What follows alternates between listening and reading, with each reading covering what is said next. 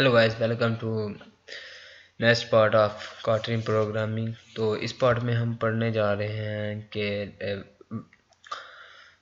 Kotlin में data type के बारे में पढ़ने जा रहे हैं कि कॉटलिन में कौन कौन सी डाटा टाइप यूज़ होती है और कैसे यूज़ होती है। तो जैसे कि पिछली वीडियो में हमने पढ़ा वैर वर्सेस वैल, ठीक है। तो ये दो कीवर्ड के जिसकी मदद से हम कोई भी वेरिएबल को डिक्लेयर करते हैं। तो ये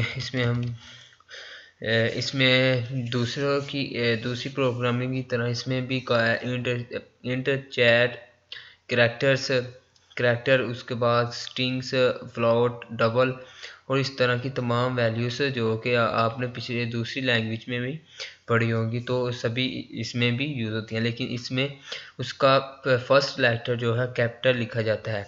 तो उसकी वैल्यू को डिक्लेयर करने का सिंपल तरीका है जी। मैं फर्स्ट करें यहाँ पे डिक्लेयर करता हूँ एक्स, इसके बाद कोलन और इसके बाद अगर इंट टाइप इसकी इंट है तो इसका आई कैपिटल और उसके बाद इसकी कोई वैल्यू, तो इसकी वैल्यू मैं 5 पर साइन करता हूँ। तो उसके बाद वायर अगर आपने स्ट्रिंग करनी है कोलन उसके बाद स्ट्रिंग, ठीक है जी।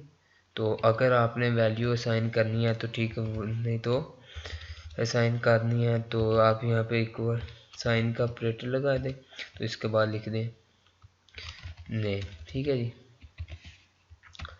तो इसके बाद अगर आपने कोई करैक्टर सा टाइप की वैल्यू करनी है, इधर आप लिख देते हैं करैक्टर, तो आप यहाँ पे 4 लिख सकते हैं। तो यहाँ पे आप कोई भी वर्ड यूज़ कर सकते हैं।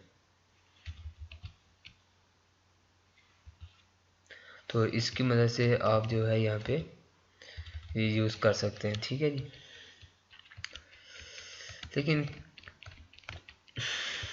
सॉरी डैट, तो ये आप इसकी मदद से आप कोई भी वेरिएबल को डिक्लेयर कर सकते हैं। तो मैं इसकी लिस्ट आपके सामने डिस्प्ले करता हूँ, long as colon and long, ठीक है जी। उसके बाद वैर, उसके बाद द फ्लोट। तो इसके लिए मैं कर लेता हूँ पॉइंट लिख लेता हूँ, ठीक है जी। तो इसके बाद कोलन, उसके बाद फ्लोट, ठीक है जी। ये फ्लोट वैल्यू को साइन कर दिया। उसके बाद हमारे पास करैक्टर वैल्यू हमने करानी है, तो मैं लिख देता हूँ कॉइन और यहाँ पे करैक्टर, ठीक है जी। तो इसके बाद और कौन सी, तो इस तरह से आप कोई भी जो वैल्यू है डिक्लेयर कर सकते हैं और उसको यूज़ कर सकते हैं। तो मैं यहाँ पे करता हूँ पॉइंट 2 और इसको वैल्यू साइन कर देता हूँ 2.0। तो इसने ऑटोमेटिकली ही अंडरस्टूड कर लिया कि वेरिएबल जो है फ्लोट टाइप का है। तो अगर ये अगर आप लिखें भी तो फिर भी ठीक है, अगर आप ना भी लिखें तो फिर भी ठीक है, वो इसको जो है अंडरस्टूड कर लेगा कि कैसे इसको यूज़ करना है, ठीक है जी। तो इसके लिए हम यहाँ पे रिमूव नहीं करते। तो यहाँ पे इसको भी मैं एक वैल्यू साइन कर देता हूँ। मैं इसको 20.2 कोई वैल्यू साइन करता हूँ, तो यहाँ से इसका फ्लोट ख़त्म कर देता हूँ।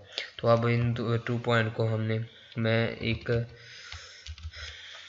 वेरिएबल सम में स्टोर कर देता हूँ, ठीक है जी। 0.1 एंड 0.2, ठीक है जी। तो इसको मैं सिंपली प्रिंट कर लेता हूँ।